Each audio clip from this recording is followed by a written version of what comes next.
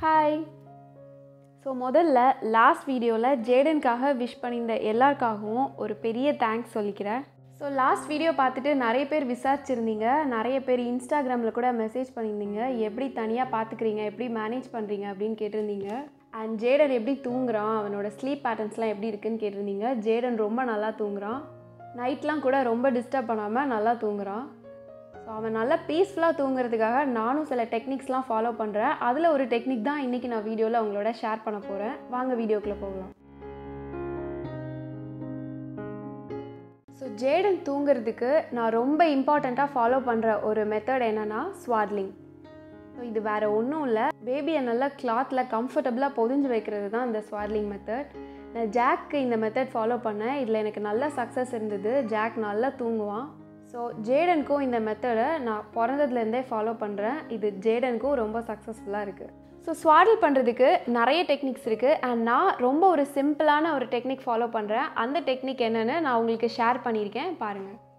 ஸ்வாடில் பண்ணுறதுக்கு முதல்ல ஒரு ஸ்வாட்லிங் பிளாங்கெட் இல்லைனா ஸ்கொயர் ஷேப்பில் ஒரு காட்டன் கிளாத்தை டைமண்ட் ஷேப்பில் இந்த மாதிரி ஸ்ப்ரெட் பண்ணிக்கணும். பேபியோட ஹெட் ப்ளேஸ் பண்ண போகிற இடத்த இந்த மாதிரி ஃபோல்ட் பண்ணிக்கணும். பேபியை அந்த ஃபோல்டு மேலே இந்த மாதிரி ப்ளேஸ் பண்ணிக்கணும். முதல்ல பேபியோட லெஃப்ட் ஹேண்டை எடுத்து இந்த மாதிரி ஸ்ட்ரெச் பண்ணி லெஃப்ட் சைடில் இருக்க கிளாத்தை பேபிக்கு பின்னாடி இந்த மாதிரி மடித்து விட்டுக்கணும். இப்போது கீழே இருக்கிற இந்த பார்ட் எடுத்து பேபியோட ரைட் ஷோல்டருக்கு பின்னாடி ஃபோல்ட் பண்ணிக்கணும். இப்போது பேபியோட ரைட் ஹேண்ட் எடுத்து செஸ்ட் மேலே வச்சு ரைட் சைடில் இருக்கிற கிளாத்தையும் எடுத்து பேபிக்கு பின்னாடி இந்த மாதிரி ஃபோல்ட் பண்ணிக்கணும். அவ்வளோதான், பேபியை நல்லா கோஸியாக ஸ்வாடில் பண்ணியாச்சு. இந்த மாதிரி ஸ்வாடில் பண்ணால் ஜேடனுக்கு ரொம்ப பிடிக்கும், நல்லா தூங்குவான்.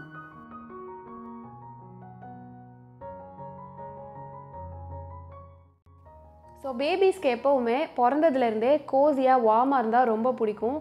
அதனால் அப்படி இருந்தால் ரொம்ப ஈஸியாகவே தூங்குவாங்க.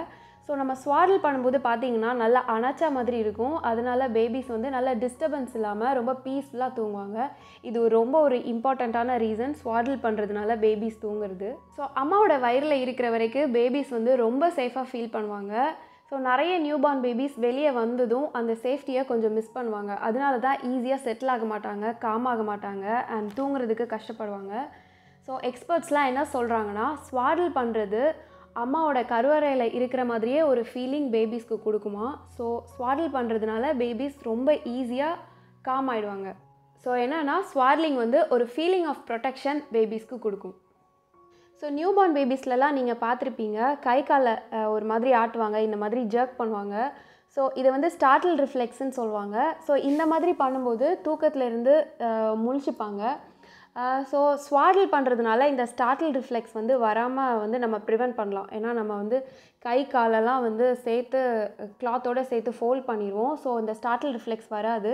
அதனால பேபிஸ் நல்லா லாங் டைம் நல்லா சவுண்ட் ஸ்லீப் இருக்கும் பேபிஸ்க்கு. அடுத்ததாக நியூபார்ன் பேபிஸ்க்கும் சரி பேபிஸ்க்கும் சரி கொஞ்சமாக நகம் இருக்கும். தூங்கும்போது தூக்கத்தில் நகத்தை வச்சு ஸ்க்ராட்ச் பண்ணிப்பாங்க, இதனால் கூட முழிச்சுப்பாங்க.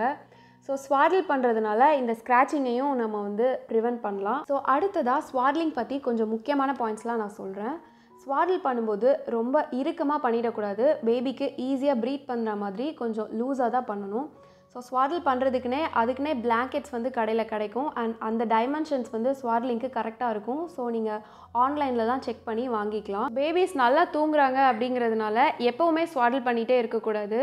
நான் பார்த்தீங்கன்னா ஜேடனுக்கு நைட்டு தூங்கும்போது மட்டும்தான் ஸ்வாடில் பண்ணுவேன், லாங் டைம் தூங்கும்போது மட்டும்தான் ஸ்வாடில் பண்ணுவேன். அண்ட் பகல்லலாம் அவனை சும்மா ஃப்ரீயாக தான் தூங்க போடுவேன். பிகாஸ் கை கால் மூமெண்ட்ஸும் ரொம்ப இம்பார்ட்டண்ட். ஸோ அடுத்ததாக ரொம்ப முக்கியமான ஒரு விஷயம், பேபிஸ் வந்து 2 monthsக்கு அப்புறமா திரும்பி படுக்க ஆரம்பிப்பாங்க, ரோல் ஆக ஆரம்பிப்பாங்க. ஸோ அந்த ஸ்டேஜில் நீங்கள் ஸ்வாடில் பண்ணுறதை ஸ்டாப் பண்ணிடணும். பிகாஸ் அதுக்கு மேலே பேபிஸ்க்கு அது நல்லது கிடையாது. உங்கள் வீட்டில் நியூபார்ன் பேபி இருந்ததுன்னா கண்டிப்பாக இந்த மெத்தட் ட்ரை பண்ணி பாருங்கள். ஸோ இந்த வீடியோ உங்களுக்குலாம் ரொம்ப பிடிச்சிருக்குன்னு நினைக்கிறேன். இன்னொரு இன்ட்ரெஸ்டிங்கான வீடியோவில் நான் உங்களெல்லாம் மீட் பண்ணுறேன். பாய்.